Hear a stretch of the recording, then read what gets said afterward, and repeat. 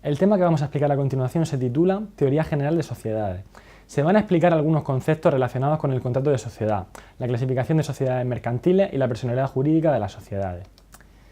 Un contrato de sociedad es cualquier agrupación voluntaria de personas que se obligan entre sí a contribuir para la consecución de un fin común. Existen tres elementos esenciales de la sociedad: el consentimiento, manifestado en la voluntad de asociarse; el objeto, consistente en la aportación que hacen los socios; y la causa, cifrada en el fin común que se persigue con la sociedad. El fin común de la sociedad debe ser un fin social en interés de todos los socios. No se puede excluir a uno de ellos, por ejemplo, de las ganancias que le pertenezcan para dárselas a otro. Y siempre que se encuentren estos elementos, se tratará de un contrato de sociedad, incluso cuando haya partes que no hayan sido conscientes de ello al hacer el contrato. La regulación del contrato de sociedad se encuentra en los artículos 1665 y siguientes del Código Civil. Todo contrato de sociedades despliega dos efectos fundamentales. El primero de ellos es la eficacia obligatoria. Al ser un contrato obligatorio surgen derechos y obligaciones de contenido patrimonial. Las aportaciones se deben a la sociedad y no a los otros socios. Algunas de las obligaciones de los socios implican la de aportar, administrar y contribuir a sufragar las pérdidas. El segundo efecto es la eficacia organizativa, que implica que también es un contrato de organización, en el sentido de que unifica el grupo y le dota de la capacidad para tener relaciones externas. De esta característica se deducen dos tipos de sociedades: la externa, que es la que se estructura como organización, como la limitada o la anónima, y la interna, que solo tiene efectos obligatorios, como la sociedad de ganancias. Existen diversas desclasificaciones respecto a las sociedades mercantiles. La primera de ellas divide las sociedades en tipos generales, que son el tipo básico de sociedad o las más elementales. Pueden no asumir la condición empresarial o de empresario, como sería por ejemplo la sociedad civil, o pueden asumirla plenamente, como la sociedad colectiva.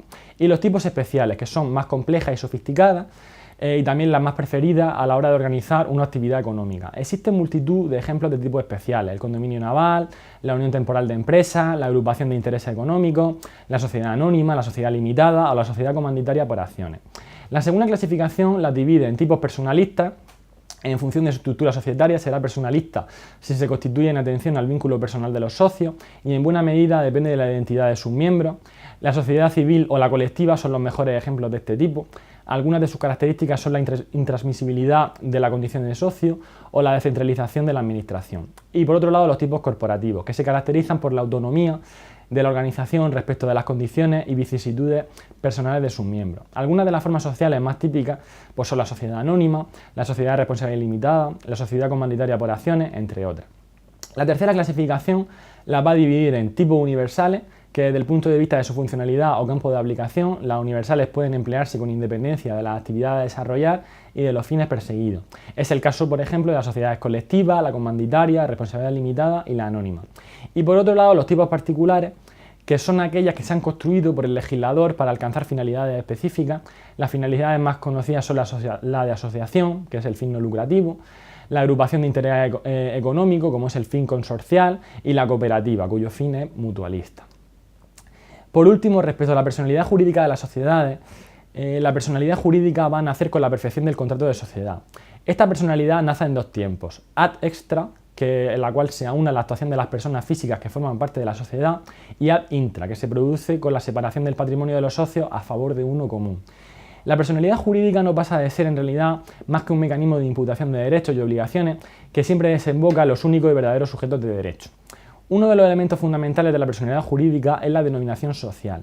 Esta tiene una función identificadora y habilitadora. Permite identificar al grupo, a la vez que permite actuar como tal en el tráfico externo. Posee requisitos tanto formales como materiales.